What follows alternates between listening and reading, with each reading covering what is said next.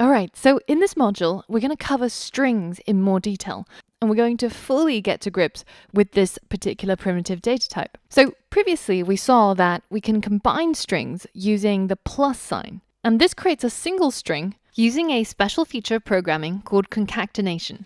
Now, you have to imagine that you're joining together everything that's inside a quotation mark and ignoring everything else. So A plus space plus B becomes A space B, concatenated into a single string. Now, let's try it out in practice. If we head over to Chrome and we open up our developer tools and we head over to our source and our snippets, then we can start writing some code inside our index.js. So we can create an alert that says hello plus world, and this, when we run it, will show hello world with no spaces in between. So we can add the space by either including it inside a string, so a string with a single space, and this would be hello space world, or we can have it where we have a hello plus space plus world. And remember that it's only the parts that are inside the quotation marks that are combined.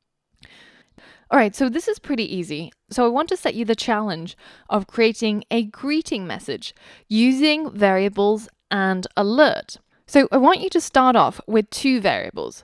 One is a message, which is equal to hello, and the other variable is called name, and you can set it to either your own name or you can set it to whatever the user enters in a prompt.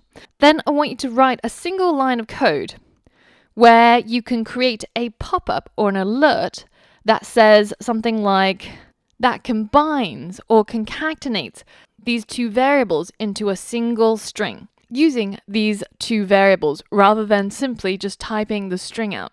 So pause the video and complete this quick challenge. All right, so that's pretty easy. All we need to do is to create an alert. We add the message, then we add some characters in between. So namely, it'll be hello space there, comma, space, and then we add the name that we are going to greet. And finally, we close off our alert.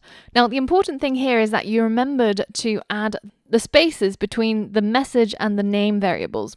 You could have done it this way, or you could have added another string that's simply a space as well. So did you get that right?